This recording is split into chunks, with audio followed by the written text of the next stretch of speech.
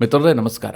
ಮಿತ್ರರೇ, ಈ ವಿಡಿಯೋದಲ್ಲಿ ಪ್ರಮುಖವಾಗಿ 3 ವಿಚಾರಗಳನ್ನು ನಿಮಗೆ ತಿಳಿಸುವಂತಹ ಪ್ರಯತ್ನ ಮಾಡ್ತೀನಿ. ಮೊದಲನೇದಾಗಿ ರಾಹುಲ್ ಗಾಂಧಿ ಅವರು ಲೋಕಸಭೆಯಲ್ಲಿ ಮಾಡಿದಂತಹ ಅತ್ಯದ್ಭುತವಾದಂತಹ ಭಾಷಣ. ಅದನ್ನು ಹೇಗೆ ವರ್ಣಿಸೋದು ನನಗೆ ಗೊತ್ತಿಲ್ಲ, ಆದರೆ ಚಿಕ್ಕದಾಗಿ ವರ್ಣಿಸಿ ಬಿಡ್ತೀನಿ. ಎರಡನೇದಾಗಿ, ನಾನು ನಿನ್ನೆ ವಿಡಿಯೋ ಮಾಡಿದಂತಹ ಸಂದರ್ಭದಲ್ಲಿ ಪ್ರಧಾನಿ ನರೇಂದ್ರ ಮೋದಿ ಅವರ ತಾಯಿಯ ಬಗ್ಗೆ ಮಾಡಿದಂತಹ ಟೀಕೆಗಳು, ಪ್ರೊಟೆಸ್ಟ್ನಲ್ಲಿ ಕೇಳಿ ಬಂದಂತಹ ಕೀಳು ಮಟ್ಟದ ಹೇಳಿಕೆಯ ಬಗ್ಗೆ ನಿಮಗೆ ತಿಳಿಸಿದ್ದೆ. ಆ ಸಂದರ್ಭದಲ್ಲಿ ಕೆಲವರು ಅದಕ್ಕೆ ಆಕ್ಷೇಪ ವ್ಯಕ್ತಪಡಿಸಿದ್ರು. ಏನ್ ಪ್ರಧಾನಿ ಬಗ್ಗೆ ಮಾತೇ ಆಡಬಾರ್ದ? ಈ ದೇಶದಲ್ಲಿ ಪ್ರಧಾನಿಯ ವಿರುದ್ಧ ಮಾತನಾಡಿದ್ರೆ ದೇಶದ್ರೋಹ ಅನ್ನುವ ರೀತಿಯಲ್ಲಿ ನೀವೆಲ್ಲ ಬಿಂಬಿಸ್ತಿರಲ್ಲ, ವಾಕ್ ಸ್ವಾತಂತ್ರ್ಯ ಇದೆ, ಹಾಗೆ ಹೀಗೆ ಹೇಳಿದ್ರು. ಮಿತ್ರರೇ, ಈ ದೇಶದಲ್ಲಿ ವಾಕ್ ಸ್ವಾತಂತ್ರ್ಯ ವಿಪಕ್ಷಗಳು ಅಧಿಕಾರದಲ್ಲಿದ್ದಂತಹ ಸಂದರ್ಭದಲ್ಲಿ ಹೇಗಿತ್ತು, ಯಾರ್ಯಾರ ಪರಿಸ್ಥಿತಿ ಏನೇನಾಗಿತ್ತು, ಅದ್ರ ಬಗ್ಗೆ ಬಹಳ ಚಿಕ್ಕದಾಗಿ ಒಂದೆರಡು ಉದಾಹರಣೆ ಕೊಡಬೇಕು ಅಂತ ಅನ್ನಿಸ್ತು. ಅದನ್ನು ಕೂಡ ಇದೇ ವಿಡಿಯೋದಲ್ಲಿ ಕೊಡ್ತೀನಿ. ಇನ್ನೊಂದು ಕಡೆ, ಧರ್ಮೇಂದ್ರ ಪ್ರಧಾನ್ ರಾಜೀನಾಮೆ ಆದ ಬಳಿಕ ಯಾರಾದರೂ ನೆಲ ಮೇಲೆ ನಿಂತಿಲ್ಲ ಅಂತಂದ್ರೆ ಅದು ಅರವಿಂದ್ ಕೇಜ್ರಿವಾಲ್. ಅವರಿಗೆ ಪಂಜಾಬ್ ಗೆದ್ದಷ್ಟೇ ಖುಷಿ ಆಗ್ಬಿಟ್ಟಿದೆ. ಅವ್ರು ಅಂದ್ಕೊಂಡಿದ್ದಾರೆ ನಾವು ಪಂಜಾಬ್ ಗೆದ್ದೇ ಬಿಡ್ತೀವಿ ಅಂತ. ಆದರೆ ಪಂಜಾಬ್ನಲ್ಲಿ ದಿನೇ ದಿನೇ ಪರಿಸ್ಥಿತಿ ಉಲ್ಟಾ ಆಗ್ತಾ ಇದೆ. ಇವತ್ತೊಂದು ಪ್ರತಿಭಟನೆ ನಡೀತು.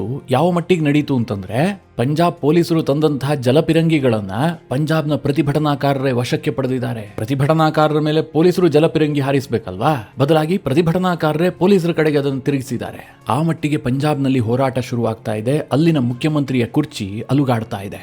ಇದೆಲ್ಲವೂ ಕೂಡ ಇಂಪಾರ್ಟೆಂಟ್ ವಿಚಾರಗಳು. ಇದ್ರ ಬಗ್ಗೆ ಈ ವಿಡಿಯೋದಲ್ಲಿ ಡೀಟೇಲ್ ಆಗಿ ಮಾಹಿತಿ ಕೊಡ್ತೀನಿ. ನೀವು ಈ ವಿಡಿಯೋನ ಕೊನೆವರೆಗೂ ಮಿಸ್ ಮಾಡದೆ ನೋಡಿ.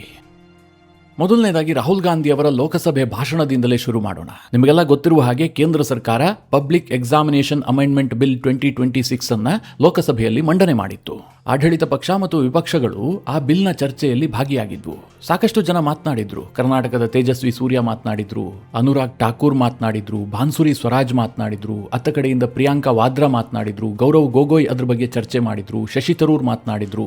ಬಹಳ ಅದ್ಭುತವಾಗಿ ಚರ್ಚೆ ನಡೆದಿತ್ತು. ವಿಪಕ್ಷಗಳು ಸರ್ಕಾರಕ್ಕೆ ಹೇಗೆ ತಿವಿಬೇಕು ಹಾಗೆ ತಿವಿತಾ ಇದ್ವು. ಸರ್ಕಾರವು ಕೂಡ ಒಂದು ಮಟ್ಟಿಗೆ ಸಮರ್ಥನೆ ಮಾಡಿಕೊಳ್ತಾ ಇತ್ತು. ಬಹುತೇಕ ಎಲ್ಲರೂ ಆ ಬಿಲ್ನ ಬಗ್ಗೆ ಮಾತನಾಡಿ ಮುಗಿಸಾಗಿತ್ತು. ಉಳಿದಿದ್ದೇನು ಕೇಳಿದ್ರೆ, ರಾಹುಲ್ ಗಾಂಧಿ ಅವರು ಆ ಬಿಲ್ನ ಕುರಿತಾಗಿ ಮಾತನಾಡಬೇಕಾಗಿತ್ತು.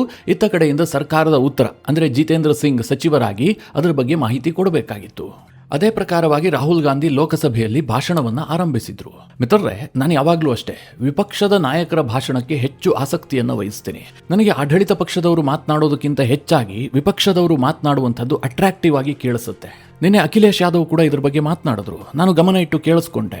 ಅಖಿಲೇಶ್ ಯಾದವ್ ಮಾತನಾಡುವಂತಹ ಸಂದರ್ಭದಲ್ಲೇ ಕಿರಣ್ ರಿಜಿಜು ಮಧ್ಯಪ್ರವೇಶ ಮಾಡಿದ್ರು. ಕಿರಣ್ ರಿಜಿಜು ಹೇಳ್ತಾರೆ, ನೀವು ಸಮಾಜವಾದಿಗಳು, ಹೀಗಾಗಿ ನಿಮಗೆ ಎಮರ್ಜೆನ್ಸಿ ಬಗ್ಗೆ ತುಂಬಾ ಚೆನ್ನಾಗಿ ಗೊತ್ತು ಅನ್ನುವಂಥ ಆ್ಯಂಗಲ್ನಲ್ಲಿ ಅವರಿಗೇನೋ ಹೇಳೋದಕ್ಕೆ ಹೋಗ್ತಾರೆ.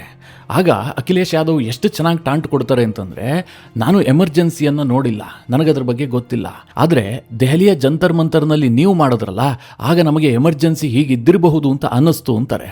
ಇಲ್ಲಿ ಇಬ್ರು ಪರಸ್ಪರ ಕಾಲೆಳ್ಕೊಂಡ್ರು. ಒಂದು ರೀತಿಯಲ್ಲಿ ಆರೋಗ್ಯಕರ ಸಂವಾದ. ಅದನ್ನು ನೋಡೋದಕ್ಕೆ ಚೆನ್ನಾಗಿರುತ್ತೆ. ನೀವು ಯಾರನ್ನಾದ್ರೂ ಬೆಂಬಲಿಸಿ, ಅದು ಬೇರೆ ಪ್ರಶ್ನೆ, ಆದರೆ ವಿಚಾರ ವಿನಿಮಯ ಆಗತ್ತೆ. ಆದ್ರೆ ವಿಪಕ್ಷದ ನಾಯಕ ರಾಹುಲ್ ಗಾಂಧಿ ಅವರು ಮಾತನ್ನ ಆರಂಭಿಸಿದ್ರೆ ಅದನ್ನ ಕೇಳಬೇಕು ಅಂತ ನನಗಂತೂ ಯಾವತ್ತೂ ಅನಿಸಿಲ್ಲ. ಆದ್ರೆ ನಾನೊಬ್ಬ ಪತ್ರಕರ್ತನಾಗಿ ಅದನ್ನ ಕೇಳಲೇಬೇಕು. ಹಾಗಾಗಿ ಅದನ್ನ ಕೇಳ್ತೀನಿ. ಯಾಕೆ ಈ ಮಾತು ಹೇಳ್ತೀನಿ ಅಂತಂದ್ರೆ, ಫಸ್ಟ್ ಆಫ್ ಆಲ್ ಅವ್ರು ಹೇಳೋದೆಲ್ಲವೂ ಕೂಡ ಸುಳ್ಳು. ಎರಡನೇದಾಗಿ, ರಾಹುಲ್ ಗಾಂಧಿ ಒಂದು ಅದ್ಭುತವಾದಂತಹ ಸ್ಟೋರಿಯನ್ನು ಹೇಳೋದಕ್ಕೆ ಹೊರಡ್ತಾರೆ. ಆದ್ರೆ ಅವರಿಗೆ ಸ್ಟೋರಿ ಟೆಲ್ಲಿಂಗ್ ಬಗ್ಗೆ ಝೀರೋ ನಾಲೆಡ್ಜ್. ಹೇಗೆ ಹೇಳಬೇಕು, ಯಾವ ರೀತಿಯಾಗಿ ಹೇಳಬೇಕು, ಯಾವ ರೀತಿಯಾಗಿ ಕನ್ವೆ ಮಾಡಬೇಕು, ಇದ್ರ ಬಗ್ಗೆ ಇನ್ನೂ ಕೂಡ ಸ್ವಲ್ಪನೂ ಗ್ರಿಪ್ ಇಲ್ಲ. ಯಾಕೆ ಈ ರೀತಿಯಾಗಿ ಹೇಳಿದೆ ಅಂತಂದ್ರೆ, ಇವತ್ತು ಕೂಡ ಕೇಂದ್ರ ಸರ್ಕಾರ ತಂದಂತಹ ಬಿಲ್ನ ಬಗ್ಗೆ ಮಾತನಾಡುವಂತಹ ಸಂದರ್ಭದಲ್ಲಿ ರಾಹುಲ್ ಗಾಂಧಿ ಬಿಲ್ನ ವಿಚಾರಕ್ಕೆ ಬರೋದಕ್ಕೆ ಮುಂಚೆ ಸ್ಟೂಡೆಂಟ್ ಪ್ರೊಟೆಸ್ಟ್ ಅನ್ನ ಪ್ರಸ್ತಾಪ ಮಾಡೋದಕ್ಕೆ ಹೊರಟರು. ಅದಕ್ಕೆ ಅವ್ರು ಹೇಳಿದ್ದೇನು ಕೇಳಿದ್ರೆ, ನನಗೋರ್ವ ವಿದ್ಯಾರ್ಥಿನಿ ಹೇಳಿದ್ಲು, ಈ ದೇಶದಲ್ಲಿ 3 ಥರದವರು ಇರ್ತಾರೆ. ಒಂದು ವರ್ಗದವರು ಸ್ಟೂಡೆಂಟ್ಸ್, ಇನ್ನೊಂದು ವರ್ಗದವರು ಇಡಿಯಟ್ಸ್, ಮತ್ತೊಂದು ವರ್ಗದವರು ಅಂಧಭಕ್ತರು. ಇದ್ರ ಬಗ್ಗೆ ರಾಹುಲ್ ಗಾಂಧಿ ಲೋಕಸಭೆಯಲ್ಲಿ ಭಾಷಣ ಮಾಡಿದ್ರು. ಅಂದ್ರೆ ಇಲ್ಲಿ ರಾಹುಲ್ ಗಾಂಧಿ ಅವರ ಮಾತಿನ ಅರ್ಥ ಏನು ಕೇಳಿದ್ರೆ, ಯಾರೆಲ್ಲ ಜಂತರ್ ಮಂತರ್ನಲ್ಲಿ ಬಂದು ಪ್ರತಿಭಟನೆ ಮಾಡಿದ್ರೋ ಅವರೆಲ್ಲರೂ ಕೂಡ ಸ್ಟೂಡೆಂಟ್ಸ್. ಯಾರೆಲ್ಲ ನೀಟ್ ವಿಚಾರದಲ್ಲಿ ಏನು ಧ್ವನಿ ಎತ್ತಲಿಲ್ವೋ ಅವರು ಇಡಿಯಟ್ಸ್. ಯಾರೆಲ್ಲ ಸರ್ಕಾರದ ಪರವಾಗಿ ನಿಂತ್ಕೊಂಡಿದ್ದಾರೋ ಅವರು ಅಂಧಭಕ್ತರು. ನನಗೆ ಅರ್ಥ ಆಗಿದ್ದು ಹೀಗೆ. ಅದರ ಒಳ ಅರ್ಥಗಳು ರಾಹುಲ್ ಗಾಂಧಿ ಅವರ ಮನಸ್ಸಿನಲ್ಲಿ ಬೇರೆ ಏನಾದರೂ ಇದ್ರೆ ನನಗೆ ಗೊತ್ತಿಲ್ಲ. ಇಲ್ಲಿ ಸೂಕ್ಷ್ಮವಾಗಿ ಗಮನಿಸಿ, ರಾಹುಲ್ ಗಾಂಧಿ ಅವರ ಅರ್ಥದಲ್ಲೇನು, ಯಾರೆಲ್ಲ ನೀಟ್ ಎಕ್ಸಾಮ್ ಬರೆದು ಆರಾಮವಾಗಿದ್ದಾರೋ, ಇವತ್ತು ಮುಂದಿನ ಯೋಚನೆ ಮಾಡ್ತಾ ಇದ್ದಾರೋ ಅವರೆಲ್ಲ ಒಂದು ಇಡಿಯಟ್ಸ್ಗಳಾಗಿರ್ತಾರೆ, ಇಲ್ಲ ಅಂಧಭಕ್ತರಾಗಿರ್ತಾರೆ. ನಿಜವಾದ ಸ್ಟೂಡೆಂಟ್ಸ್ ಅಂದ್ರೆ ಅವರು ಜಂತರ್ ಮಂತರ್ಗೆ ಬಂದಿದ್ದಾರೆ, ಅವರು ಪ್ರತಿಭಟನೆ ಮಾಡಿದ್ದಾರೆ. ಅಂದರೆ ಇಡೀ ದೇಶದ ಸ್ಟೂಡೆಂಟ್ಸ್ಗಳನ್ನು ಇವರು ಅವಮಾನ ಮಾಡ್ತಾ ಇದ್ದಾರೆ. ಎಲ್ಲಿ? ಲೋಕಸಭೆಯಲ್ಲಿ ನಿಂತ್ಕೊಂಡು. ನೀವು ಒಂದು ವಿಚಾರವನ್ನು ಸೂಕ್ಷ್ಮವಾಗಿ ಗಮನಿಸಿರಬಹುದು. ಈ ಇಡೀ ಪ್ರತಿಭಟನೆ ಆಯಿತು, ಲೋಕಸಭೆಯಲ್ಲಿ ಬಿಲ್ ಬಂತು, ಬಿಲ್ ಬಗ್ಗೆ ಆಡಳಿತ ಪಕ್ಷ ಸುದೀರ್ಘವಾಗಿ ಚರ್ಚೆ ಮಾಡಿತು, ವಿಪಕ್ಷದವರು ಕೂಡ ಚರ್ಚೆ ಮಾಡಿದ್ರು. ಈ ಎಲ್ಲ ಸಂದರ್ಭದಲ್ಲೂ ಕೂಡ ಕೇಂದ್ರ ಸರ್ಕಾರ ಅಪ್ಪಿ ತಪ್ಪಿಯೂ ಕೂಡ ಸ್ಟೂಡೆಂಟ್ಗಳ ವಿರುದ್ಧವಾಗಿ ಒಂದೇ ಒಂದು ಪದ ಬಳಸಿಲ್ಲ. ನೀವಿದನ್ನು ಬಹಳ ಸೂಕ್ಷ್ಮವಾಗಿ ಗಮನಿಸಬಹುದು. ಅಲ್ಲಿ ಸ್ಟೂಡೆಂಟ್ ಹೆಸರಿನಲ್ಲಿ ಬಂದಂಥವರು ನರೇಂದ್ರ ಮೋದಿ ಅವರ ಬಗ್ಗೆ ಸ್ಲೋಗನ್ ಕೂಗಿದ್ದಾರೆ, ನರೇಂದ್ರ ಮೋದಿ ಅವರ ತಾಯಿ ಬಗ್ಗೆ ಮಾತನಾಡಿದ್ದಾರೆ, ಅವರ ಚಾರಿತ್ರ್ಯ ಹರಣ ಮಾಡಿದ್ದಾರೆ, ತೀರಾ ಅಸಹ್ಯಕರವಾದಂತಹ ಪೋಸ್ಟರ್ಗಳನ್ನೆಲ್ಲ ಅಲ್ಲಿ ಶೋ ಮಾಡಿದ್ದಾರೆ. ಹೇಳಬೇಕು ಅಂತಂದರೆ ಕೇಂದ್ರ ಸರ್ಕಾರ ಇದನ್ನು ಬೇರೆ ಇದೇ ರೀತಿಯಲ್ಲಿ ಟ್ರೀಟ್ ಮಾಡಬೇಕಾಗಿತ್ತು. ಆದರೆ ಅಲ್ಲಿ ವಿದ್ಯಾರ್ಥಿಗಳ ಹೆಸರಿನಲ್ಲಿ ಪ್ರತಿಭಟನೆ ನಡೀತಾ ಇದೆ, ವಿದ್ಯಾರ್ಥಿ ಸಮುದಾಯ ದೇಶಕ್ಕೆ ಮುಖ್ಯ ಅನ್ನುವ ಕಾರಣಕ್ಕೋಸ್ಕರವಾಗಿ ಅದು ಯಾವುದನ್ನೂ ಕೂಡ ಕೇಂದ್ರ ಸರ್ಕಾರ ಟೀಕೆ ಮಾಡಿಲ್ಲ. ಮನಸ್ಸಿನಲ್ಲಿ ಆಕ್ರೋಶ ಇದೆ. ಇಲ್ಲಿ ಕೇವಲ ವಿದ್ಯಾರ್ಥಿಗಳು ನೆಪ ಮಾತ್ರ, ನೀಟ್ ವಿಚಾರ ಮಾತ್ರ ಅಂತ ಗೊತ್ತು. ಇದರ ಹಿಂದೆ ಯಾರಿದ್ದಾರೆ, ಇದು ಯಾಕೋಸ್ಕರವಾಗಿ ನಡೀತು ಎಲ್ಲದೂ ಕೂಡ ಗೊತ್ತು. ಆದರೆ ಇಷ್ಟು ಜನ ಮಾತನಾಡಿದ್ರಲ್ಲ ಲೋಕಸಭೆಯಲ್ಲಿ ನಿಂತ್ಕೊಂಡು, ಒಬ್ಬರಾದರೂ ಕೂಡ ಅದರ ವಿರುದ್ಧವಾಗಿ ಮಾತನಾಡಿದಾರ? ಪ್ರತಿಭಟನೆ ವೇಳೆ ಏನೇನೋ ಆಯ್ತಲ್ಲ, ಅದು ಯಾವುದನ್ನಾದರೂ ಪ್ರಸ್ತಾಪ ಮಾಡಿದಾರ? ಯಾಕೆ ಮಾಡಿಲ್ಲ ಅಂತಂದ್ರೆ ಅಲ್ಲಿ ವಿದ್ಯಾರ್ಥಿಗಳ ಹೆಸರಿನಲ್ಲಿ ಪ್ರತಿಭಟನೆ ನಡೆದಿದೆ. ನಾವೀಗ ಮಾಡುವಂತಹ ಕಾಮೆಂಟ್ಗಳಿದಾವಲ್ಲ, ಇದು ವಿದ್ಯಾರ್ಥಿ ಸಮುದಾಯವನ್ನು ರೀಚ್ ಆಗುತ್ತೆ ಅಂತ ಸ್ಪಷ್ಟವಾಗಿ ಕೇಂದ್ರ ಸರ್ಕಾರ ಅರ್ಥ ಮಾಡ್ಕೊಂಡಿದೆ. ಹೀಗಾಗಿ ತನ್ನೆಲ್ಲಾ ಸಂಸದರುಗಳಿಗೂ ಕೂಡ ಈ ಬಗ್ಗೆ ಸರ್ಕಾರದ ಟಾಪ್ ಲೆವೆಲ್ನಿಂದಲೇ ಸೂಚನೆ ಬಂದಿದೆ, ಯಾರನ್ನೂ ಲೇವಡಿ ಮಾಡಬಾರ್ದು, ಏನು ಅದ್ರ ಬಗ್ಗೆ ಮಾತನಾಡಬಾರ್ದು ಅಂತ. ಕೇವಲ ವಿದ್ಯಾರ್ಥಿಗಳ ಹಿತಕ್ಕೆ ಸರ್ಕಾರ ಏನು ಮಾಡ್ತಾ ಇದೆಯೋ ಅದ್ರ ಬಗ್ಗೆ ಮಾತ್ರ ಚರ್ಚೆ ಮಾಡಬೇಕು ಅಂತ. ಆದರೆ ಮಿತ್ರರೇ, ರಾಹುಲ್ ಗಾಂಧಿ ಹೇಳ್ತಾರೆ ಪ್ರತಿಭಟಿಸಿದವರೆಲ್ಲರೂ ಕೂಡ ವಿದ್ಯಾರ್ಥಿಗಳು, ಉಳಿದವರೆಲ್ಲರೂ ಕೂಡ ಅಂಧಭಕ್ತರು ಇಲ್ಲ ಇಡಿಯಟ್ಸ್ಗಳು ಅಂತ. ಹೋಗ್ಲಿ ಬಿಡಿ, ರಾಹುಲ್ ಗಾಂಧಿಯಿಂದ ಇನ್ನೇನು ನಿರೀಕ್ಷೆ ಮಾಡೋದಕ್ಕೆ ಸಾಧ್ಯ? ರಾಹುಲ್ ಗಾಂಧಿ ಅವರು ಇಡಿಯಟ್ಸ್ ಅಂತ ಪದ ಬಳಸ್ತಿದ್ದ ಹಾಗೆ ಅದಕ್ಕೆ ವಿರೋಧ ವ್ಯಕ್ತವಾಯಿತು. ಆಡಳಿತ ಪಕ್ಷದವರು ರೂಲ್ ಬುಕ್ ಅನ್ನ ತೆಗೆದುಕೊಂಡು ಆ ಪದವನ್ನು ಬಳಸೋದಕ್ಕೆ ಅವಕಾಶ ಇಲ್ಲ, ಅದು ಅಸಂವಿಧಾನಿಕ ಅಂತ ಸ್ಪೀಕರ್ ಗಮನಕ್ಕೆ ತಂದ್ರು. ನಂತರ ಅದನ್ನ ಕಡತದಿಂದ ತೆಗೆದುಹಾಕುವಂತಹ ಕೆಲಸ ಆಯಿತು. ಅದಾದ ಬಳಿಕ ರಾಹುಲ್ ಗಾಂಧಿ ಅಮಿತ್ ಶಾ ವಿಚಾರವನ್ನ ತೆಗೆದುಕೊಳ್ತಾರೆ. ಈ ದೇಶದಲ್ಲಿ ಒಬ್ಬ ಸೋಕಾಲ್ಡ್ ಗೃಹ ಮಂತ್ರಿ ಇದ್ದಾರೆ, ಅವರು ವಿದ್ಯಾರ್ಥಿಗಳ ಮೇಲೆ ಗುಂಡಾರಿಸೋದಕ್ಕೆ ಆದೇಶ ಮಾಡಿದ್ದಾರೆ, ಹೀಗಂತ ಒಂದು ಸ್ಟೇಟ್ಮೆಂಟ್ ಕೊಡ್ತಾರೆ. ಮಿತ್ರರೇ, ಇದು ಇವತ್ತು ಬಹಳ ದೊಡ್ಡ ರಾದ್ಧಾಂತಕ್ಕೆ ಕಾರಣ ಆಯಿತು. ಯಾಕೆ ಕೇಳಿದ್ರೆ, ವಿಪಕ್ಷದ ನಾಯಕನಾದವರು ಸರ್ಕಾರವನ್ನು ಟೀಕೆ ಮಾಡೋದಕ್ಕೆ ಅಧಿಕಾರ ಇದೆ, ಯಾವ ರೀತಿ ಬೇಕಾದರೂ ಕಾಲೆಳಿಬಹುದು, ಆದರೆ ಅದು ಸತ್ಯ ಆಗಿರಬೇಕು. ಕಾರಣ ಏನು ಕೇಳಿದ್ರೆ, ಅದು ದಾಖಲೆಗಳಲ್ಲಿ ರಿಜಿಸ್ಟರ್ ಆಗುತ್ತೆ. ರಾಹುಲ್ ಗಾಂಧಿ ಜುಲೈ 29ನೇ ತಾರೀಕು ಈ ರೀತಿಯಾಗಿ ಮಾತನಾಡಿದ್ರು. ನೀಟ್ ಪೇಪರ್ ಲೀಕ್ ವಿಚಾರದಲ್ಲಿ ಚರ್ಚೆ ಮಾಡುವಂತಹ ಸಂದರ್ಭದಲ್ಲಿ ಸರ್ಕಾರದ ಬಗ್ಗೆ ಈ ರೀತಿಯಾಗಿ ಆರೋಪ ಮಾಡಿದ್ರು. ಇದೆಲ್ಲವೂ ಕೂಡ ದಾಖಲೆಯಲ್ಲಿರುತ್ತೆ. ಇದೇ ಕಾರಣದಿಂದ ರಾಹುಲ್ ಗಾಂಧಿ ಅಮಿತ್ ಶಾ ಗುಂಡಾರಿಸೋದಕ್ಕೆ ಆದೇಶ ಮಾಡಿದ್ರು ಅಂತ ಹೇಳುತ್ತಿದ್ದ ಹಾಗೆ ಆಡಳಿತ ಪಕ್ಷದವರು ಕೆರಳಿ ನಿಂತು ಬಿಟ್ರು. ರಾಹುಲ್ ಗಾಂಧಿ ಇದಕ್ಕೆ ಸಾಕ್ಷಿ ಕೊಡಬೇಕು, ಯಾವ ಆಧಾರದಲ್ಲಿ ಹೇಳಿದ್ರು ಅಂತ. ಮೊದಲನೇದಾಗಿ ಜಂತರ್ ಮಂತರ್ನಲ್ಲಿ ಪ್ರತಿಭಟನೆ ಆಗುವಂತಹ ಸಂದರ್ಭದಲ್ಲಿ ಸರ್ಕಾರ ಯಾರಿಗೂ ಗುಂಡು ಹೊಡೆಯೋದಕ್ಕೆ ಆದೇಶ ಮಾಡಿಲ್ಲ, ಎಲ್ಲೂ ಕೂಡ ಪೊಲೀಸರು ಗುಂಡು ಹೊಡೆದಿಲ್ಲ. ಯಾವುದಾದ್ರೂ ವಿದ್ಯಾರ್ಥಿಗಳಿಗೆ ಗುಂಡು ಬಿದ್ದಿದ್ಯಾ? ರಾಹುಲ್ ಗಾಂಧಿ ಹೇಳ್ತಿರೋದೇನು ಗೊತ್ತಾ? ಪೆಲೆಟ್ ಗನ್ ಅನ್ನು ಬಳಸಿದ್ದಾರೆ, ಪೆಲೆಟ್ ಗನ್ ಅನ್ನು ಬಳಸ್ಬಿಟ್ಟಿದ್ದಾರೆ, ಅದು ಯಾರಿಗೋ ವಿಪರೀತವಾಗಿ ಗಾಯ ಆಗ್ಬಿಟ್ಟಿದೆ ಅಂತ. ಈ ಪೆಲೆಟ್ ಗನ್ ಬಗ್ಗೆ ಮೊನ್ನೆ ಯಾರೋ ಪ್ರಶ್ನೆ ಮಾಡಿದ್ರು. ಈ ಪೆಲೆಟ್ ಗನ್ ಅಂತಂದ್ರೆ ಏನು ಕೇಳಿದ್ರೆ, ಅದರ ಒಳಗೆ ಒಂದೇ ಗುಂಡಿರೋದಿಲ್ಲ, ಬದಲಾಗಿ ಕಬ್ಬಿಣದ ಚೂರುಗಳಿರ್ತವೆ. ಇದನ್ನು ಈಸಿಯಾಗಿ ಅರ್ಥ ಮಾಡ್ಕೋಬೇಕು ಅಂತಂದ್ರೆ, ಈ ಮಲೆನಾಡು ಭಾಗದಲ್ಲಿ ಮಂಗನ್ ಓಡಿಸೋದಕ್ಕೆ ಒಂದು ಗನ್ ಬಳಸ್ತಾರೆ. ಆ ಗನ್ ಹೇಗಿರುತ್ತೆ ಅಂತಂದ್ರೆ, ಅದರ ಒಂದು ತುದಿಯಲ್ಲಿ ಒಂದು ಪಟಾಕಿಯನ್ನ ಇಟ್ಟಿರ್ತಾರೆ. ಹಾಗೆ ಆ ಗನ್ನ ನಳಿಕೆ ಒಳಗೆ ಚಿಕ್ಕ ಚಿಕ್ಕದಾದಂತಹ ಕಲ್ಲುಗಳನ್ನು ಹಾಕ್ತಾರೆ, ಜಲ್ಲಿ ಕಲ್ಲಿಗಿಂತಲೂ ಚಿಕ್ಕದಾದಂತಹ ಕಲ್ಲುಗಳು. ಮಂಗನ ಕಡೆಗೆ ಗುರಿ ಮಾಡಿ ಆ ಪಟಾಕಿಯನ್ನು ಹಚ್ಚುತ್ತಾರೆ. ಪಟಾಕಿ ಸಿಡಿತಿದ್ದ ಹಾಗೆ ನಳಿಕೆಯಿಂದ ಕಲ್ಲುಗಳು ಕೂಡ ವೇಗವಾಗಿ ಸಿಡಿತವೆ. ಒಂದು ವೇಳೆ ಮಂಗನ ಮೇಲೆ ಅದು ಬಿದ್ದರೂ ಕೂಡ ಅದಕ್ಕೆ ಗಾಯಗಳಾಗತ್ತೆ ಹೊರತು ಅದಕ್ಕೆ ಸಾವಾಗೋದಿಲ್ಲ, ಜೀವಾಪಾಯ ಆಗೋದಿಲ್ಲ. ಅದೇ ರೀತಿಯಾಗಿದ್ದು ಈ ಪೆಲೆಟ್ ಗನ್. ಪೆಲೆಟ್ ಗನ್ನಲ್ಲಿ ಒಂದು ಗುಂಡಿರೋದಿಲ್ಲ, ಅನೇಕ ಕಬ್ಬಿಣದ ಚೂರುಗಳನ್ನು ಅದರಲ್ಲಿ ಬಳಸಲಾಗಿರುತ್ತೆ. ಇದನ್ನು ಪ್ರತಿಭಟನಾಕಾರರ ಮೇಲೆ ಸಿಡಿಸಬಹುದಾ ಕೇಳಿದ್ರೆ, ಭಾರತದ ಕಾನೂನಿನ ಪ್ರಕಾರ ಸಿಡಿಸಬಹುದು. ಇದಕ್ಕೆ ಸುಪ್ರೀಂ ಕೋರ್ಟ್ ಕೂಡ ನಿರ್ಬಂಧವನ್ನು ವಿಧಿಸಿಲ್ಲ. ಜಮ್ಮು ಕಾಶ್ಮೀರದಲ್ಲಿ ಈ ಹಿಂದೆ ಬಳಕೆ ಮಾಡಿದ್ದಾರೆ. ಯಾವಾಗ ಇದನ್ನು ಬಳಸ್ತಾರೆ ಕೇಳಿದ್ರೆ, ಪೊಲೀಸರಿಗೆ ಪರಿಸ್ಥಿತಿ ಕೈಮೀರಿ ಹೋಗ್ತಾ ಇದೆ, ಇಲ್ಲಿ ಜನ ನಿಯಂತ್ರಣಕ್ಕೆ ಬರ್ತಾ ಇಲ್ಲ, ಮುಂದೆ ಗೋಲಿಬಾರ್ನತ್ತ ಈ ಪ್ರತಿಭಟನೆ ಹೋಗಬಹುದು ಅಂತ ಅನ್ನಿಸಿದಾಗ ಪ್ರತಿಭಟನಾಕಾರರಿಗೆ ಮೊದಲಿಗೆ ಭಯ ಹುಟ್ಟಿಸೋದಕ್ಕೋಸ್ಕರವಾಗಿ ಈ ಪೆಲೆಟ್ ಗನ್ ಬಳಸ್ತಾರೆ. ಅಂದ್ರೆ ಗೋಲಿಬಾರ್ ಆದ್ರೆ ಜನ ಸತ್ತೋಗ್ತಾರೆ. ಗೋಲಿಬಾರ್ಗೂ ಮುಂಚೆ ಗಾಳಿಯಲ್ಲಿ ಗುಂಡು ಹೊಡಿತಾರೆ, ಹೆದರಿಸ್ತಾರೆ, ನಾವು ಗುಂಡು ಹಾರಿಸ್ತೀವಿ ಅಂತ. ಅದಾಗ್ತಿದ್ದ ಹಾಗೆ ಜನರನ್ನ ಗುರಿ ಮಾಡಿಯೇ ಪೆಲೆಟ್ ಗನ್ ಬಳಸ್ತಾರೆ. ಚಿಕ್ಕ ಚಿಕ್ಕ ಚೂರುಗಳು ಜನರ ಮೈಗೆ ಬೀಳುತ್ತೆ, ಗಾಯಗಳಾಗತ್ತೆ. ದೆಹಲಿಯ ವಿದ್ಯಾರ್ಥಿಗಳ ಪ್ರತಿಭಟನೆಯಲ್ಲೂ ಕೂಡ ಇದನ್ನೇ ಬಳಸಲಾಗಿದೆ ಎನ್ನುವಂಥದ್ದು ರಾಹುಲ್ ಗಾಂಧಿ ಅವರ ಆರೋಪ. ಆದರೆ ಪೊಲೀಸ್ ದಾಖಲೆಯ ಮಾಹಿತಿಯ ಪ್ರಕಾರ ಪೆಲೆಟ್ ಗನ್ ಬಳಸಿದ್ದು ನಿಜ, ಆದರೆ ಅದರಲ್ಲಿ ಕಬ್ಬಿಣದ ಪೆಲೆಟ್ಗಳನ್ನು ಬಳಸಿರಲಿಲ್ಲ, ಪ್ಲಾಸ್ಟಿಕ್ ಚೂರುಗಳನ್ನು ಬಳಸಲಾಗಿತ್ತು ಅಂತ ಪೊಲೀಸ್ ದಾಖಲೆಗಳು ಹೇಳ್ತಾ ಇದ್ದಾವೆ. ಆದರೆ ರಾಹುಲ್ ಗಾಂಧಿ ವಿಚಾರ ನಿಮಗೆಲ್ಲ ಗೊತ್ತಲ್ಲ, ಇದನ್ನೇ ಇಟ್ಕೊಂಡು ಪೊಲೀಸರು ಗುಂಡು ಹೊಡೆದು ಬಿಟ್ಟಿದ್ದಾರೆ, ಅದಕ್ಕೆ ಅಮಿತ್ ಶಾ ಆದೇಶ ಕೊಟ್ಟಿದ್ದಾರೆ ಅಂತ ಆರೋಪ ಮಾಡೋದಕ್ಕೆ ಶುರು ಮಾಡಿದ್ರು. ಹೀಗಾಗಿ ಲೋಕಸಭೆಯಲ್ಲಿ ಗದ್ದಲ ಕೋಲಾಹಲ ಶುರುವಾಯಿತು. ಸ್ಪೀಕರ್ ಕಲಾಪವನ್ನು 2:30ಗೆ ಮುಂದೂಡಿದ್ರು. 2:30ಗೆ ಪುನಃ ಕಲಾಪ ಆರಂಭವಾಗಿ ವಿಚಾರವಾದರೂ ಕೂಡ ರಾಹುಲ್ ಗಾಂಧಿ ಮಾತನಾಡೋದಕ್ಕೆ ಮುಂದಾಗಿಲ್ಲ. ಮತ್ತೆ ಅಮಿತ್ ಶಾ ಬರಬೇಕು, ಅಮಿತ್ ಶಾ ಉತ್ತರ ಕೊಡಬೇಕು, ಅಮಿತ್ ಶಾ ಹೇಳಿ ಈ ರೀತಿಯಾದಂತಹ ಘೋಷಣೆಗಳು ಕೇಳಿಬಂದ್ವು. ಹೀಗಾಗಿ ಮತ್ತೆ ಕಲಾಪವನ್ನು 3 ಗಂಟೆಗೆ ಮುಂದೂಡಿದ್ರು. 3 ಗಂಟೆಗೆ ಕಲಾಪ ಆರಂಭ ಆಗ್ತಿದ್ದ ಹಾಗೆ ಜಿತೇಂದ್ರ ಸಿಂಗ್ ನೇರವಾಗಿ ಆ ಬಿಲ್ನ ಬಗ್ಗೆ ಉತ್ತರಿಸೋದಕ್ಕೆ ಶುರು ಮಾಡಿದ್ರು. ರಾಹುಲ್ ಗಾಂಧಿಗೆ ಮತ್ತೆ ಮಾತನಾಡೋದಕ್ಕೆ ಅವಕಾಶ ಸಿಕ್ಕಿಲ್ಲ. ಅಂತಿಮವಾಗಿ ಪಬ್ಲಿಕ್ ಎಕ್ಸಾಮಿನೇಷನ್ ಅಮೆಂಡ್ಮೆಂಟ್ ಬಿಲ್ 2026 ಅನ್ನ ಸರ್ಕಾರ ಪಾಸ್ ಮಾಡಿತು.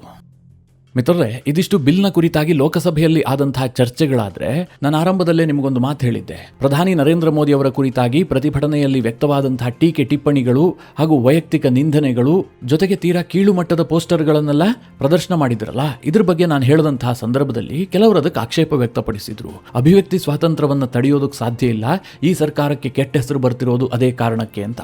ನಿಜವಾಗ್ಲೂ ಅಭಿವ್ಯಕ್ತಿ ಸ್ವಾತಂತ್ರ್ಯಕ್ಕೆ ಯಾರ ಕಾಲದಲ್ಲಿ ಹೇಗೆ ಧಕ್ಕೆ ಬಂದಿದೆ ಅಂತ ನಿಮಗೆ ಚಿಕ್ಕ ಚಿಕ್ಕ ಉದಾಹರಣೆಗಳನ್ನು ಕೊಡ್ತೀನಿ. 2022ರಲ್ಲಿ ಮಹಾರಾಷ್ಟ್ರದಲ್ಲಿ ಒಂದು ಪ್ರಕರಣ ನಡೆದಿತ್ತು. ನಿಮಗದು ನೆನಪಿದೆಯೋ ಇಲ್ಲೋ ನನಗಂತೂ ಗೊತ್ತಿಲ್ಲ. ಮರಾಠಿ ನಟಿ ಕೇತಳಿ ಚಿತಳೆ ಅನ್ನುವಂಥವರು ಶರದ್ ಪವಾರ್ ಬಗ್ಗೆ ಒಂದು ಪೋಸ್ಟ್ ಮಾಡಿರ್ತಾರೆ. ಅದೊಂದು ಆಕ್ಷೇಪಾರ್ಹವಾದಂಥ ಪೋಸ್ಟ್. ಆಗ ಮಹಾರಾಷ್ಟ್ರದ ಪೊಲೀಸರು ಕೇತಳಿ ಚಿತಳೆಯನ್ನ ಬಂಧಿಸಿರ್ತಾರೆ. ಬಂಧಿಸಿದ್ದು ಮಾತ್ರ ಅಲ್ಲ, 40 ದಿನಗಳ ಕಾಲ ಅವರಿಗೆ ಬೇಲೆ ಸಿಕ್ಕಿರೋದಿಲ್ಲ, ಜೈಲಿನಲ್ಲಿರ್ತಾರೆ. ಕೇವಲ ಒಂದು ವ್ಯಂಗ್ಯಭರಿತ ಪೋಸ್ಟ್ ಮಾಡಿದ್ದಕ್ಕೋಸ್ಕರವಾಗಿ ಅವರನ್ನು ಮಹಾರಾಷ್ಟ್ರದ ಪೊಲೀಸರು ಆ ರೀತಿಯಾಗಿ ನಡೆಸ್ಕೊಂಡಿದ್ದಾರೆ. ಅದೇ ರೀತಿಯಾಗಿ ದೇಶಾದ್ಯಂತ ಸದ್ದು ಮಾಡಿದಂತಹ ಬಂಗಾಳದ ಒಂದು ಪ್ರಕರಣವನ್ನು ಹೇಳಬೇಕು. 2012ರಲ್ಲಿ ಮಮತಾ ಬ್ಯಾನರ್ಜಿ ಅವರು ಮುಖ್ಯಮಂತ್ರಿಯಾಗಿ 1 ವರ್ಷ ಆಗಿರುತ್ತಷ್ಟೇ. ಆ ಸಂದರ್ಭದಲ್ಲಿ ಅಂಬಿಕೇಶ್ ಮಹಾಪಾತ್ರ ಅನ್ನುವಂಥವರು ಒಂದು ವ್ಯಂಗ್ಯ ಚಿತ್ರವನ್ನು ಇಮೇಲ್ ಮಾಡ್ತಾರೆ. ಅದು ಮಮತಾ ಬ್ಯಾನರ್ಜಿ ಮತ್ತು ಮುಕುಲ್ ರಾಯ್ ಅವರ ವಿರುದ್ಧವಾಗಿದ್ದಂತಹ ವ್ಯಂಗ್ಯ ಚಿತ್ರ. ಆದರೆ ಅದು ಸಂವಿಧಾನ ವಿರುದ್ಧ ಅಂತ ಹೇಳ್ಬಿಟ್ಟು ಕೋಲ್ಕತ್ತಾದ ಪೊಲೀಸರು 2012ರಲ್ಲಿ ಅಂಬಿಕೇಶ್ ಮಹಾಪಾತ್ರನನ್ನು ಬಂಧಿಸ್ತಾರೆ. ಒಂದು ವ್ಯಂಗ್ಯ ಚಿತ್ರ ಇಮೇಲ್ ಮಾಡಿದ್ದಕ್ಕಾಗಿ ಅವರ ಬಂಧನ ಆಗುತ್ತೆ. ಆ ನಂತರದಲ್ಲಿ 2015ರಲ್ಲಿ ಸುಪ್ರೀಂ ಕೋರ್ಟ್ ಆ ಕೇಸನ್ನು ರದ್ದು ಮಾಡುತ್ತೆ. ಅಂಬಿಕೇಶ್ ಮಹಾಪಾತ್ರ ಬಹಳಷ್ಟು ಕಾನೂನು ಹೋರಾಟವನ್ನು ಎದುರಿಸಬೇಕಾಗತ್ತೆ. ಹಾಗೆ ತಿರಿಂದರ್ ಪಾಲ್ ಸಿನ್ಹಾ ಅನ್ನುವಂಥವರು ಕೇಜ್ರಿವಾಲ್ ವಿರುದ್ಧ ಮಾತನಾಡಿದ್ರು ಅಂತ ಹೇಳ್ಬಿಟ್ಟು ಪಂಜಾಬ್ನ ಪೊಲೀಸರು ಅವರನ್ನು ಬಂಧಿಸೋದಕ್ಕೆ ಹೊರಟಿರ್ತಾರೆ. ಹಾಗೆ ಛತ್ತೀಸ್ಗಢದಲ್ಲಿ ಕಾಂಗ್ರೆಸ್ ಅಧಿಕಾರದಲ್ಲಿತ್ತಲ್ಲ, ಆ ಸಂದರ್ಭದಲ್ಲಿ ಅಲ್ಲಿನ ಮುಖ್ಯಮಂತ್ರಿ ಭೂಪೇಶ್ ಬಘೇಲ್ ವಿರುದ್ಧವಾಗಿ ವ್ಯಂಗ್ಯಚಿತ್ರ ಲೇಖಕನಾಗಿರುವಂತಹ ನೀಲೇಶ್ ಶರ್ಮಾ ಒಂದು ವ್ಯಂಗ್ಯ ಆರ್ಟಿಕಲ್ ಅನ್ನು ಬರೆದ್ರು ಅನ್ನುವ ಕಾರಣಕ್ಕೋಸ್ಕರವಾಗಿ ಅವರ ಬಂಧನ ಆಗಿರುತ್ತೆ. ಮಿತ್ರರೇ, ಹೇಳ್ತಾ ಹೋದರೆ ಇನ್ನೂ ಅನೇಕ ಪ್ರಕರಣಗಳು ಸಿಗ್ತವೆ. ಇವರೆಲ್ಲರೂ ಕೂಡ ವಿಪಕ್ಷದಲ್ಲಿದ್ದಂತಹ ಸಂದರ್ಭದಲ್ಲಿ ಅಭಿವ್ಯಕ್ತಿ ಸ್ವಾತಂತ್ರ್ಯದ ಬಗ್ಗೆ ಮಾತನಾಡ್ತಾರೆ. ಆದರೆ ಆಡಳಿತದಲ್ಲಿದ್ದಂತಹ ಸಂದರ್ಭದಲ್ಲಿ ಸಣ್ಣ ಟೀಕೆ ಟಿಪ್ಪಣಿಯನ್ನು ಕೂಡ ಇವರು ಸ್ವೀಕರಿಸೋದಿಲ್ಲ. ಆದರೆ ನೀವು ಕಳೆದ ಕೆಲ ದಿನಗಳಿಂದ ನೋಡ್ತಾ ಇರಬಹುದು ಸೋಷಿಯಲ್ ಮೀಡಿಯಾದಲ್ಲಿ, ಅದರಲ್ಲೂ ಮುಖ್ಯವಾಗಿ ಇನ್ಸ್ಟಾಗ್ರಾಮ್ನಲ್ಲಿ ಪ್ರಧಾನಿ ನರೇಂದ್ರ ಮೋದಿ ಅವರ ವಿರುದ್ಧ, ಅವರ ತಾಯಿಯ ವಿರುದ್ಧ ಎಷ್ಟು ಕೀಳು ಮಟ್ಟದ ಹೇಳಿಕೆಗಳು ಬರ್ತಾ ಇದ್ದಾವೆ. ಒಂದು ವರ್ಗ ಕೇವಲ ವ್ಯೂಸ್ ಬರುತ್ತೆ ಅನ್ನೋ ಕಾರಣಕ್ಕೋಸ್ಕರವಾಗಿ ಮನಸ್ಸಿಗೆ ಬಂದಂತಹ ವಿಡಿಯೋಗಳನ್ನು ಮಾಡ್ತಾ ಇಲ್ವಾ? ಇದನ್ನೆಲ್ಲ ನೀವು ಅಭಿವ್ಯಕ್ತಿ ಸ್ವಾತಂತ್ರ್ಯ ಅಂತ ಕರೀತೀರಾ? ಒಂದು ವೇಳೆ ನಮ್ಮ ಮನೆ ಮಕ್ಕಳೇ ಈ ರೀತಿಯಾಗಿ ಮಾತನಾಡೋದಕ್ಕೆ ಶುರು ಮಾಡಿದ್ರೆ ಅವರನ್ನು ನಾವು ಭವಿಷ್ಯದ ಪ್ರಜೆಗಳು, ಅವರ ಅಭಿವ್ಯಕ್ತಿ ಸ್ವಾತಂತ್ರ್ಯ, ಅವರಿಗೆ ನಾವು ತಡೆ ಒಡ್ಡಬಾರದು ಅಂತ ಸುಮ್ಮನೆ ಕೂರ್ತೀವಾ? ಆ ವಿಚಾರನ ಅಲ್ಲಿಗೆ ಬಿಡಿ, ನೇರವಾಗಿ ಪಂಜಾಬ್ ವಿಚಾರಕ್ಕೆ ಬರೋಣ. ಈ ಪ್ರತಿಭಟನೆ, ವಿದ್ಯಾರ್ಥಿಗಳು ಬೀದಿಗಿಳಿದಿದ್ದು, ಕಾಕ್ರೋಚ್ ಜನತಾ ಪಾರ್ಟಿ, ಇದೆಲ್ಲವೂ ಯಾಕೆ ಆಗ್ತಾ ಇದೆ? ಪಂಜಾಬ್ ಚುನಾವಣೆ ಹಿನ್ನೆಲೆಯಲ್ಲೇ ಆಗ್ತಾ ಇರೋದು. ಕೇಜ್ರಿವಾಲ್ಗೆ ಅನ್ನಿಸ್ತಾ ಇದೆ ಪಂಜಾಬ್ನಲ್ಲಿ ವಿಷಯವನ್ನು ಡೈವರ್ಟ್ ಮಾಡದೇ ಇದ್ದರೆ ನಾವು ಗೆಲ್ಲೋದಕ್ಕೆ ಸಾಧ್ಯವೇ ಇಲ್ಲ. ಒಂದು ಚುನಾವಣಾ ವಿಷಯ ಬೇಕು, ದೇಶಾದ್ಯಂತ ಒಂದು ಆಕ್ರೋಶ ವ್ಯಕ್ತವಾಗುವಂತಹ ಘಟನೆ ನಡಿಬೇಕು, ನಮಗೇನೋ ಒಂದು ಮೈಲೇಜ್ ಸಿಗಬೇಕು ಅಂತ ಅವರಿಗೆ ಅನ್ನಿಸ್ತಾ ಇದೆ. ಅದಕ್ಕೋಸ್ಕರವಾಗಿ ಈ ಎಲ್ಲ ಪ್ರಯತ್ನ ಮಾಡ್ತಾ ಇದ್ದಾರೆ. ಆದರೆ ಅದೇ ಈಗ ಉಲ್ಟಾ ಆಗೋದಕ್ಕೆ ಶುರುವಾಗಿದೆ. ಪಂಜಾಬ್ನಲ್ಲಿ ಪ್ರತಿಭಟನೆ ದಿನೇ ದಿನೇ ಜಾಸ್ತಿ ಆಗ್ತಾ ಇದೆ. ಇವತ್ತು ಅಕಾಲಿ ದಳ ಮತ್ತು ವಾರಿಸ್ ಪಂಜಾಬ್ ಡೇ ಬೆಂಬಲಿಗರು ಒಂದು ದೊಡ್ಡ ಪ್ರತಿಭಟನೆಯನ್ನ ನಡೆಸಿದ್ರು. ಅವರ ಪ್ರತಿಭಟನೆ ಉದ್ದೇಶ ಏನು ಕೇಳಿದ್ರೆ, ಆ ಅಮೃತ್ ಪಾಲ್ ಸಿಂಗ್ ಅನ್ನುವಂಥವನ ಬಂಧನ ಆಗಿದೆಯಲ್ಲ, ಆತನನ್ನು ರಿಲೀಸ್ ಮಾಡಬೇಕು ಅಂತ. ಈ ಪ್ರತಿಭಟನೆಗೆ ಪಂಜಾಬ್ನ ಪೊಲೀಸರು ಬಹಳಷ್ಟು ತಯಾರಿ ಮಾಡಿಕೊಂಡಿದ್ರು. ಯಾವ ರೀತಿಯಾಗಿ ತಯಾರಿ ಅಂತಂದ್ರೆ, ನಮ್ಮಲ್ಲೆಲ್ಲ ಬೆಂಗಳೂರಿನಲ್ಲಿ ಪ್ರತಿಭಟನೆ ಆದರೆ ಪೊಲೀಸರು ಬ್ಯಾರಿಕೇಡ್ ತಂದಿರ್ತಾರೆ. ಪಂಜಾಬ್ನಲ್ಲಿ ಪ್ರತಿಭಟನೆ ಆಗುತ್ತೆ ಅಂತಂದ್ರೆ ಕೇವಲ ಬ್ಯಾರಿಕೇಡ್ ತಂದಿರೋದಿಲ್ಲ, ಅಥವಾ ಅಲ್ಲಿನ ಬ್ಯಾರಿಕೇಡ್ ಅಂತಂದ್ರೆ ಅದರ ಮೇಲೆ ಈ ಮುಳ್ಳು ತಂತಿಯ ಸುರಳೆಯನ್ನು ಅಳವಡಿಸಿರ್ತಾರೆ. ಅಂದ್ರೆ ಪಂಜಾಬ್ನಲ್ಲಿ ಪ್ರತಿಭಟನೆ ಆಗುತ್ತೆ ಅಂತಂದ್ರೆ ಅಷ್ಟು ಭಯ ಪೊಲೀಸರಿಗಿರುತ್ತೆ. ಇವತ್ತು ಹಾಗೆ ಪೊಲೀಸರೆಲ್ಲ ರೆಡಿ ಆಗಿದ್ರು, ದೊಡ್ಡ ದೊಡ್ಡ ಬ್ಯಾರಿಕೇಡ್ಗಳನ್ನು ಹಾಕಿದ್ರು, ಅದರ ಮೇಲೆ ತಂತಿ ಮುಳ್ಳಿತ್ತು, ಇನ್ನೊಂದು ಕಡೆಯಲ್ಲಿ ಜಲಪಿರಂಗಿಯನ್ನು ಕೂಡ ತಂದು ನಿಲ್ಲಿಸ್ಕೊಂಡಿದ್ರು. ಒಂದು ವೇಳೆ ಪ್ರತಿಭಟನೆ ಕೈ ಮೀರಿದ್ದೆ ಆದರೆ ಅವರ ಮೇಲೆ ಜಲಪಿರಂಗಿ ಪ್ರಯೋಗ ಮಾಡಬೇಕು ಅಂತ. ಆದ್ರೆ ಆಗಿದ್ದೇನು ಗೊತ್ತಾ? ಪ್ರತಿಭಟನೆ ಕೈ ಮೀರ್ತು, ಆಕ್ರೋಶ ಜಾಸ್ತಿ ಆಯಿತು, ಆದರೆ ಜಲಪಿರಂಗಿಯನ್ನು ಪೊಲೀಸರು ಪ್ರಯೋಗ ಮಾಡಲಿಲ್ಲ. ಬದಲಾಗಿ ಪ್ರತಿಭಟನಾಕಾರರೇ ಆ ಜಲಪಿರಂಗಿಯನ್ನು ತಮ್ಮ ವಶಕ್ಕೆ ಪಡೆದು ಅವರೇ ಪೊಲೀಸರ ಮೇಲೆ ಜಲಪಿರಂಗಿ ಪ್ರಯೋಗ ಮಾಡಿದ್ರು. ಇದು ಪಂಜಾಬ್ನ ಸದ್ಯದ ಪರಿಸ್ಥಿತಿ. ಇದು ಒಂದು ಕಡೆಯಾದರೆ, ಇನ್ನೊಂದು ಕಡೆಯಲ್ಲಿ ಅಕಾಲ್ ತಖ್ತ್ ಮತ್ತು ಭಗವಂತ್ ಮಾನ್ ಸರ್ಕಾರದ ನಡುವಿನ ಕಂದಕ ಇದೆಯಲ್ಲ, ಇದು ಜಾಸ್ತಿ ಆಗ್ತಲೇ ಹೋಗ್ತಾ ಇದೆ. ಜಗಜ್ಯೋತ್ ಶ್ರೀ ಗುರು ಗ್ರಂಥ ಸಾಹೇಬ್ ಸತ್ಕಾರ್ ಕಾಯ್ದೆ 2026, ಈ ಕಾಯ್ದೆಯ ಕುರಿತಾಗಿ ಅಕಾಲ್ ತಖ್ತ್ ಭಗವಂತ್ ಮಾನ್ ಸರ್ಕಾರಕ್ಕೆ 1 ತಿಂಗಳ ಕಾಲಾವಕಾಶವನ್ನು ಕೊಟ್ಟಿತ್ತು. ಆ ಡೆಡ್ಲೈನ್ ಈಗ ಮುಗಿದಿದೆ. ಈಗ ಭಗವಂತ್ ಮಾನ್ ಮತ್ತು ಅಕಾಲ್ ತಖ್ತ್ ನಡುವೆ ಭಿನ್ನಾಭಿಪ್ರಾಯ ಜಾಸ್ತಿ ಆಗ್ತಲೇ ಇದೆ.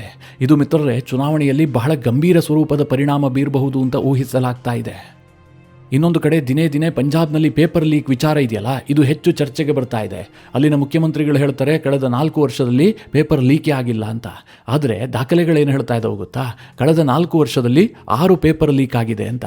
ತೀರಾ ಇತ್ತೀಚೆಗೆ ದೆಹಲಿಯಲ್ಲಿ ಪ್ರತಿಭಟನೆ ನಡೀತಿರುವಂತಹ ಸಂದರ್ಭದಲ್ಲೇ ಪಂಜಾಬ್ನಲ್ಲಿ ಫಾರ್ಮಸಿ ಎಕ್ಸಾಮ್ ಪೇಪರ್ ಲೀಕ್ ಆಗಿತ್ತು. ಆದರೆ ಭಗವಂತ್ ಮಾನ್ ಸರ್ಕಾರ ಅದನ್ನು ಒಪ್ಕೊಳ್ಳೋದಕ್ಕೆ ತಯಾರಿಲ್ಲ. ಇದನ್ನೆಲ್ಲ ನೋಡಿದಾಗ ಏನನ್ಸುತ್ತೆ ಅಂತಂದರೆ, ಮಮತಾ ಬ್ಯಾನರ್ಜಿ ಅವರು ಬಂಗಾಳವನ್ನು ಸೋಲ್ತಿದ್ದ ಹಾಗೆ ನಾನು ಸುಮ್ಮನೆ ಕೂರೋದಿಲ್ಲ, ದೆಹಲಿಗೆ ಬರ್ತೀನಿ, ನರೇಂದ್ರ ಮೋದಿ ಅವರನ್ನು ಕೆಳಗಿಳಿಸ್ತೀನಿ ಅಂತ ಧಮಕಿ ಹಾಕಿದ್ರು. ಅದಾಗ್ತಿದ್ದ ಹಾಗೆ ಬಂಗಾಳದಲ್ಲಿ ಮಮತಾ ಬ್ಯಾನರ್ಜಿ ಅವರ ಪಕ್ಷದ ಹೆಸರಿಲ್ಲದಂತಾಯಿತು. ಸದ್ಯ ಅರವಿಂದ್ ಕೇಜ್ರಿವಾಲ್ ಕೂಡ ಅಷ್ಟೇ, ಏನಾದರೂ ಮಾಡಿ ಪಂಜಾಬನ್ನು ಉಳಿಸ್ಕೊಳ್ಬೇಕು ಅಂತ ಮೋದಿ ಕಾಲೆಳೆಯೋದಕ್ಕೆ ಬಂದರು. ಆದ್ರೀಗ ಪಂಜಾಬ್ನಲ್ಲೇ ಅವರ ಕಾಲು ನಡುಗೋದಕ್ಕೆ ಶುರುವಾಗಿದೆ. ಮುಂದಿನ ದಿನಗಳಲ್ಲಿ ಪಂಜಾಬ್ನಲ್ಲಿ ಸಾಕಷ್ಟು ಬೆಳವಣಿಗೆಗಳಾಗ್ತವೆ. ಆ ಸಂದರ್ಭದಲ್ಲಿ ನಿಮಗೆ ವಿಡಿಯೋ ಮಾಡಿ ತಿಳಿಸ್ಕೊಡ್ತೀನಿ. ಮಿತ್ರರೇ, ಈ ಎಲ್ಲ ವಿಚಾರಗಳ ಕುರಿತಾಗಿ ನಿಮಗೇನನ್ಸುತ್ತೆ? ನಿಮ್ಮ ಅನಿಸಿಕೆ ಅಭಿಪ್ರಾಯವನ್ನು ಕಮೆಂಟ್ ಮಾಡುವ ಮೂಲಕ ನಮಗೆ ತಿಳಿಸಿ. ಹಾಗೆ ನಿಮಗೆ ಈ ವಿಡಿಯೋ ಇಷ್ಟವಾದರೆ ಲೈಕ್ ಮಾಡಿ. ಜೊತೆಗೆ ನೀವಿನ್ನೂ ನಿಮ್ಮ ನೆಚ್ಚಿನ ಸಂಸ್ಕಾರ ಸೌರಭ ಯೂಟ್ಯೂಬ್ ಚಾನಲ್ನ ಸಬ್ಸ್ಕ್ರೈಬ್ ಮಾಡಿಲ್ಲ ಅಂತಾದರೆ ಈ ಕೂಡಲೇ ಸಬ್ಸ್ಕ್ರೈಬ್ ಮಾಡಿ. ಮುಂದಿನ ಎಲ್ಲ ಅಪ್ಡೇಟ್ಗಳ ನೋಟಿಫಿಕೇಷನ್ಗಾಗಿ ಬೆಲ್ ಐಕಾನ್ ಒತ್ತಿ.